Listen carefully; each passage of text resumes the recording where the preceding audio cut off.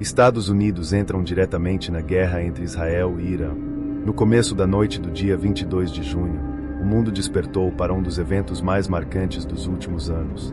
Os céus do Oriente Médio foram rasgados por 6 bombardeiros B-2 norte-americanos que, em uma ação coordenada e surpreendente, lançaram 12 bombas GBU-57, conhecidas como Bunker Buster, contra 3 das mais protegidas e estratégicas instalações nucleares do Irã, Fordow, Natanz e Isfahan.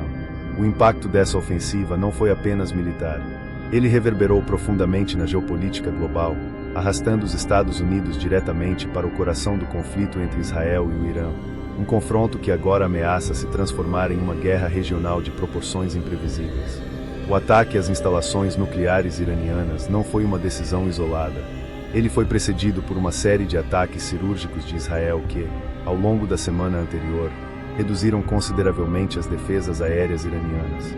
Essa sequência de operações abriu caminho para que os bombardeiros B-2 dos Estados Unidos penetrassem no espaço aéreo iraniano praticamente sem resistência. A instalação de Fordow, considerada o coração subterrâneo do programa nuclear iraniano, foi um dos principais alvos. Escondida sob aproximadamente 90 metros de rocha sólida e localizada dentro de uma montanha, ela abriga milhares de centrífugas avançadas destinadas ao enriquecimento de urânio, um componente essencial para a fabricação de armas nucleares.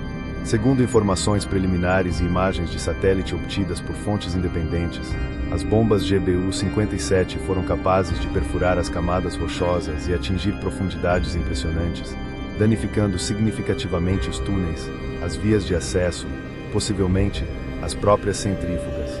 Ainda que a total destruição da instalação subterrânea seja de difícil verificação, dada sua natureza altamente secreta, o impacto psicológico e estratégico da operação é inegável.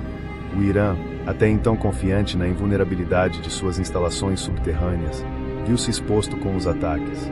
Além de Fordow, as instalações de Natanz e Isfahan também foram atingidas. Natanz, historicamente um dos principais centros de enriquecimento de urânio do Irã, já havia sofrido ataques anteriores por parte de Israel. Em entrevista nesta manhã, dia 22 de junho de 2025, o secretário americano Pat Hegseth disse que um submarino disparou 12 mísseis de cruzeiro Tomahawk e bombas de precisão para ampliar a destruição, mirando especificamente as áreas recentemente reconstruídas após ataques passados. A capacidade de retomar a produção em Natanz foi severamente comprometida. Já Isfahan, local onde o Irã armazenava parte do seu urânio altamente enriquecido, sofreu um golpe logístico ainda mais devastador. O local era considerado essencial para a manutenção e proteção do material estratégico iraniano. Relatórios sugerem que parte do material pode ter sido deslocado antes do ataque, mas a perda das instalações em si compromete a cadeia de armazenamento e distribuição de urânio em todo o país. A resposta iraniana veio com rapidez e fúria. Horas após os ataques, mísseis foram disparados contra alvos em Israel, numa tentativa de mostrar força diante do ataque sofrido. O governo de Teherã emitiu uma declaração dura, prometendo vingança contra os Estados Unidos e seus aliados. O ministro das Relações Exteriores do Irã afirmou que Israel e os Estados Unidos explodiram a diplomacia, declarando que, embora a porta para o diálogo deve sempre estar aberta, este claramente não é o caso agora. Abbas Araghchi disse hoje que diplomacia não é mais uma opção, depois que os Estados Unidos entraram na guerra e bombardearam instalações nucleares no país persa, e que estava viajando para a Rússia para um encontro com o presidente Putin, que, segundo ele, é um dos aliados do Irã.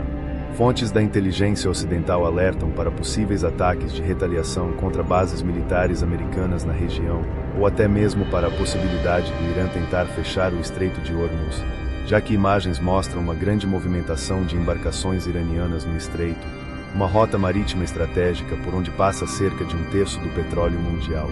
Essa escalada coloca os Estados Unidos numa posição extremamente delicada. Embora o presidente norte-americano tenha declarado que o ataque foi necessário para desmantelar o programa nuclear iraniano, analistas alertam para os riscos de uma reação em cadeia.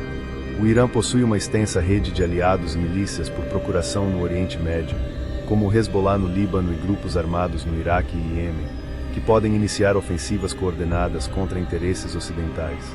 Os Houthis, em comunicado, disseram que vão retalhar o ataque feito pelos americanos, Embarcações dos Estados Unidos que trafeguem no Mar Vermelho não estão seguras.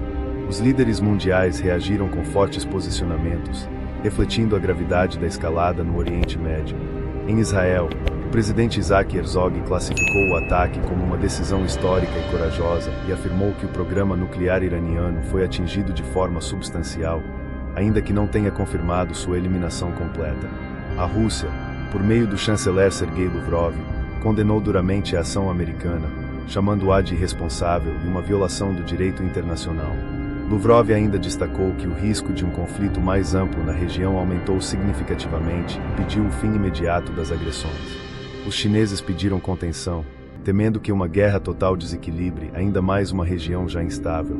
Na Europa, a presidente da Comissão Europeia, Ursula von der Leyen, defendeu que a única solução possível passa pela mesa de negociações, mas fez questão de ressaltar que o Irã não deve, sob nenhuma circunstância, adquirir armas nucleares.